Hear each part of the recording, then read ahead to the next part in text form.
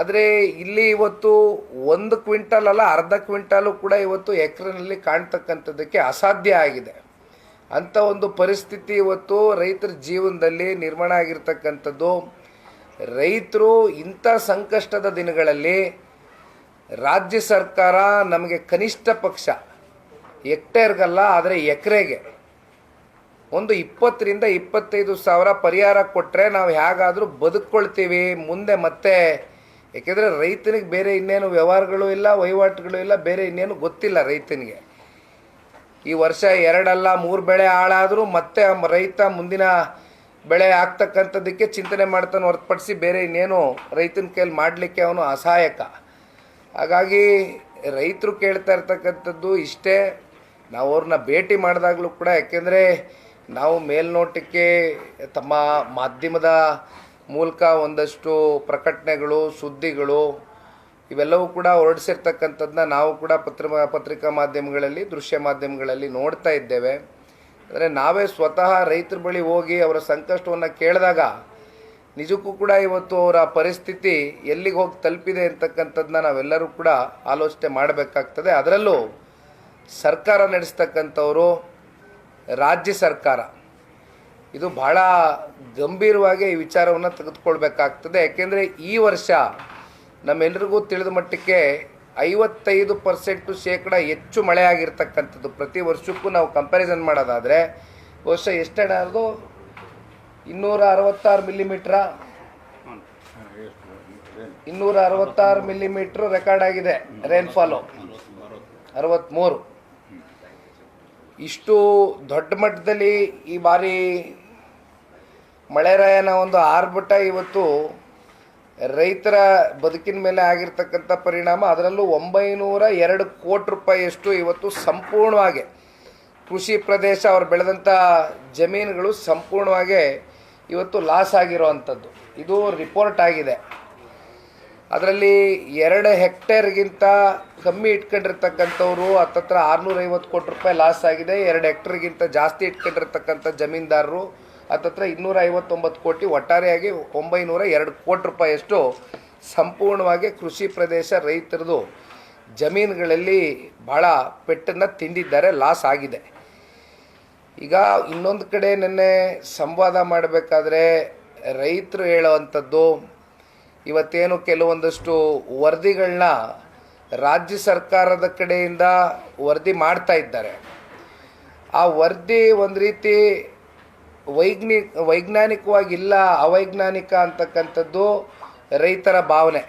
ಎಲ್ಲರ ಜಮೀನ ಪ್ರದೇಶಗಳಿಗೂ ಬಂದು ಇದು ಜಂಟಿ ಸರ್ವೆ ಅಂತಕ್ಕಂಥದ್ದನ್ನ ಏನು ರಾಜ್ಯ ಸರ್ಕಾರ ಮಾಡ್ತಾ ಇದ್ದಾರೆ, ಅದು ಒಂದು ಸರಿಯಾದ ರೀತಿ ಆಗ್ತಾ ಇಲ್ಲ. ನಮ್ಮೆಲ್ರಿಗೂ ಕೂಡ ಅದು ಸರಿಯಾದ ರೀತಿ ಒಂದು ಪರಿಹಾರ ಕಲ್ಪಿಸ್ಕೊಡ್ತಕ್ಕಂಥದ್ದಕ್ಕೆ ಇದು ಸರಿಯಾದಂಥ ಹೆಜ್ಜೆ ಇಡ್ತಾ ಇಲ್ಲ ಅಂತಕ್ಕಂಥದ್ದು ರೈತರು ಭಾಳ ಆತಂಕದಿಂದ ನಿನ್ನೆ APMC ಯಾರ್ಡ್ನಲ್ಲಿ ಸಂವಾದದಲ್ಲಿ ಅದೊಂದು ಭಾಳ ಪ್ರಮುಖವಾದಂಥ ಒಂದು ಅಂಶವನ್ನು ವ್ಯಕ್ತಪಡಿಸಿದ್ದಾರೆ. ಜೊತೆಯಲ್ಲಿ ಇದರ ಮಧ್ಯದಲ್ಲಿ ಇನ್ಶೂರೆನ್ಸ್ ಕಂಪ್ನಿಗಳು ಇವತ್ತು ಇನ್ಶೂರೆನ್ಸು ಕ್ರಾಪ್ ಲಾಸ್ಗೆ ಪ್ಲಸ್ಸು ಅಗ್ರಿಕಲ್ಚರ್ ಲಾಸ್ ಇರ್ಬೋದು, ಹಾರ್ಟಿಕಲ್ಚರ್ ಲಾಸ್ ಇರ್ಬೋದು, ತೋಟಗಾರಿಕೆ ಇಲಾಖೆದು ಇವೆಲ್ಲವೂ ಕೂಡ ಅವರು ಇನ್ಶೂರೆನ್ಸ್ ಮೂಲಕ ಬೇರ್ ಮಾಡಬೇಕಾಗ್ತದೆ. ಬಟ್ ಎಲ್ಲೋ ಒಂದು ಕಡೆ ಇದೆಲ್ಲ ನೋಡಿದಾಗ ಇಲ್ಲಿ ಒಂದು ಕಡೆ ಇನ್ಶೂರೆನ್ಸ್ ಕಂಪ್ನಿಯವರು ಏನು ಮಾಡಲಿಕ್ಕೆ ಹೊರಟಿದ್ದಾರೆ, ಅಥವಾ ರಾಜ್ಯ ಸರ್ಕಾರ ಈ ಜಂಟಿ ಇದು ವರದಿಗಳನ್ನ ಮಾಡಬೇಕಾದ್ರೆ, ಸಮೀಕ್ಷೆಗಳು ಮಾಡಬೇಕಾದ್ರೆ ಇದನ್ನು ಎಷ್ಟರ ಮಟ್ಟಕ್ಕೆ ವೈಜ್ಞಾನಿಕವಾಗಿ ಮಾಡಿ ಪ್ರತಿಯೊಬ್ಬ ರೈತ ಕುಟುಂಬಕ್ಕೂ ಕೂಡ ಇವತ್ತು ತಲುಪಿಸ್ತಕ್ಕಂಥದ್ದಕ್ಕೆ ಮುಂದಾಗಿದ್ದಾರೆ ಅಂತಕ್ಕಂಥದ್ದು ಕೂಡ ಇವತ್ತು ರೈತರು ಕೇಳ್ತಾ ಇರ್ತಕ್ಕಂಥ ಪ್ರಶ್ನೆ ಇದು. ಏಕೆಂದರೆ ರೈತರ ಜೊತೆ ಸಂವಾದ ಮಾಡಿದಾಗ ಇವೆರಡು ಪ್ರಮುಖವಾದಂಥ ಅಂಶವನ್ನು ಮುಂದಿಟ್ಟಿದ್ದಾರೆ. ಒಂದು ಪರಿಹಾರ ಎಕರೆಗೆ 25,000, ಜೊತೆಯಲ್ಲಿ ಜಂಟಿ ಸಮೀಕ್ಷೆ ಏನು ಮಾಡ್ತಾ ಇದ್ದಾರೆ ಅದು ವೈಜ್ಞಾನಿಕವಾಗಿ ಆಗ್ತಾ ಇಲ್ಲ. ನಮ್ಮೆಲ್ಲರನ್ನು ಬಂದು ಕೇಳ್ತಾ ಇಲ್ಲ. ಎಷ್ಟು ಪರ್ಸೆಂಟೇಜು ರೈತರು ಹೊಲ ಗದ್ದೆಗಳಿಗೆ ಭೇಟಿ ಕೊಟ್ಟಿದ್ದಾರೆ ನಮಗೆ ಗೊತ್ತಿಲ್ಲ. ಅಂದರೆ ನಮ್ಮ ಹೊಲ ಗದ್ದೆಗಳಿಗೆ ಬಂದಿಲ್ಲ. ಇದನ್ನು ಸರಿಯಾಗಿ ಸೂಕ್ತ ರೀತಿಯಲ್ಲಿ ಪರಿಶೀಲನೆ ಮಾಡಿ ಒಳ್ಳೆ ರೀತಿಯ ಒಂದು ವರದಿ ಆಗ್ತಾ ಇಲ್ಲ ಅಂತಕ್ಕಂಥದ್ದು ರೈತರು ಒಂದು ಆತಂಕದಲ್ಲಿರ್ತಕ್ಕಂಥ ಒಂದು ವಿಚಾರ. ಇವತ್ತು ನಾನು ರಾಜ್ಯ ಸರ್ಕಾರಕ್ಕೆ ಮನವಿಯನ್ನು ಮಾಡ್ತಕ್ಕಂಥದ್ದು, ಒತ್ತಾಯನವನ್ನು ಮಾಡ್ತಕ್ಕಂಥದ್ದು ರೈತರ ಪರವಾಗಿ. ಕಳೆದ ಒಂದೂವರೆ ತಿಂಗಳಿಂದ ಮಳೆಯಿಂದಾಗಿ ಸಾಕಷ್ಟು ಹಾನಿ ಏನು ಉಂಟಾಗಿದೆ. ಬಹುಶಃ ಜಾನುವಾರುಗಳು 100ಕ್ಕಿಂತ ಹೆಚ್ಚು ಜಾನುವಾರುಗಳು ತೀರ್ಕೊಂಡು ಹೋಗಿದೆ ಅನ್ನೋದು ಒಂದು ರಿಪೋರ್ಟ್ ಓದ್ತಾ ಇದ್ದೆ ನಾನು. ಬಹುಶಃ ಒಂದು 4 ಜನ ರೈತರು ಸಿಡ್ಲು ಬಡಿದು ತೀರ್ಕೊಂಡು ಹೋಗಿದ್ದಾರೆ ಅನ್ನೋದನ್ನು ಕೂಡ ಪತ್ರಿಕಾ ಮಾಧ್ಯಮಗಳಲ್ಲಿ ಒಂದಷ್ಟು ಪ್ರಕಟಣೆಗಳು ಹೊರಡಿಸಿದ್ರಿ. ಚಿಂಚೋಳಿ ತಾಲೂಕಿನಲ್ಲಿ ಅದು ಕೂಡ ನೋಡ್ತಾ ಇದ್ದೆ. ಬಟ್ ರಾಜ್ಯದ ಮಾನ್ಯ ಮುಖ್ಯಮಂತ್ರಿಗಳು ವಿಡಿಯೋ ಕಾನ್ಫರೆನ್ಸ್ ಮೂಲಕ ಕೃಷ್ಣ ಕಚೇರಿಯಲ್ಲಿ ಕೂತು ಜಿಲ್ಲಾಡಳಿತಕ್ಕೆ ಜಿಲ್ಲಾಧ್ಯಕ್ಷಗಳ ಜೊತೆಯಲ್ಲಿ ಮಾತನಾಡಿದ್ದಾರೆ. ಅದನ್ನು ಹೊರತುಪಡಿಸಿ ಈ ಇನ್ಶೂರೆನ್ಸು ಕೂಡ ಕಳೆದ ವರ್ಷ ಬಹುಶಃ 640 ಕೋಟಿ ರೂಪಾಯಿಯಷ್ಟು 672 ಕೋಟಿ ರೂಪಾಯಿಯಷ್ಟು ಇನ್ಶೂರೆನ್ಸು ರೈತರಿಗೆ ಬರ್ತಕ್ಕಂಥದ್ದೇನು ಆಗಬೇಕಾಗಿತ್ತು. ಆದರೆ ಇಲ್ಲಿಯವರೆಗೂ ಬಹುಶಃ ಏನೊಂದು 300 ಕೋಟಿವರೆಗೂ ಇನ್ಶೂರೆನ್ಸು ಕವರ್ ಆಗಿದೆ. ಇಲ್ಲಿವರೆಗೂ ಸಂಪೂರ್ಣ ಆಗಿಲ್ಲ ಅನ್ನೋದು ಕೂಡ ಚರ್ಚೆ ಇದೆ, ಇನ್ನು ಬರಬೇಕು ಅಂತ.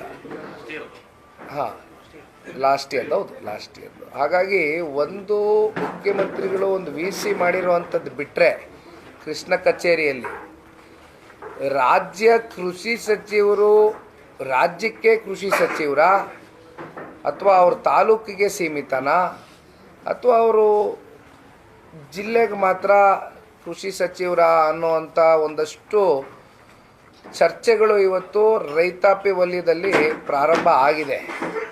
ಏಕೆಂದರೆ ಅವರು ಇಷ್ಟೆಲ್ಲ ಸಮಸ್ಯೆ ಆದಂಥ ಸಂದರ್ಭದಲ್ಲಿ ಒಂದು ಕನಿಷ್ಠ ಪಕ್ಷ ಸೌಜನ್ಯದಿಂದ ಅವರ ಕರ್ತವ್ಯವನ್ನು ನಿರ್ವಹಿಸಬೇಕಾಗಿರ್ತಕ್ಕಂಥದ್ದು ಅವ್ರ ಜವಾಬ್ದಾರಿ ಇದೆ.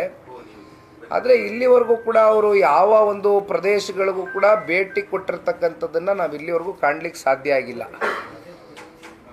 ಬಹುಶಃ ಇವತ್ತು ಸಂಜೆ ಮಾನ್ಯ ಮುಖ್ಯಮಂತ್ರಿಗಳು ಉಪಮುಖ್ಯಮಂತ್ರಿಗಳು ಇಲ್ಲಿ ಒಂದು ಕಾರ್ಯಕ್ರಮಕ್ಕೆ ಭೇಟಿ ಕೊಡ್ತಾ ಇದ್ದಾರೆ ಅನ್ನೋದು ಕೂಡ ಮಾಹಿತಿ ನಮ್ಮೆಲ್ಲರಲ್ಲೂ ಇದೆ. ಆದರೆ ಒಂದು ನಾನು ಇಲ್ಲಿ ರಾಜ್ಯ ಸರ್ಕಾರಕ್ಕೆ ಕೇಳ್ತಕ್ಕಂಥದ್ದು, ಇವತ್ತು ರೈತರು ಅತ್ಯಂತ ಈ ಸಂಕಷ್ಟದ ದಿನಗಳಲ್ಲಿ 302 ಕೋಟಿ ರೂಪಾಯಿಯಷ್ಟು ಇವತ್ತು ಸಂಪೂರ್ಣವಾಗಿ ಬೆಳೆ ನಾಶ ಆಗಿದೆ.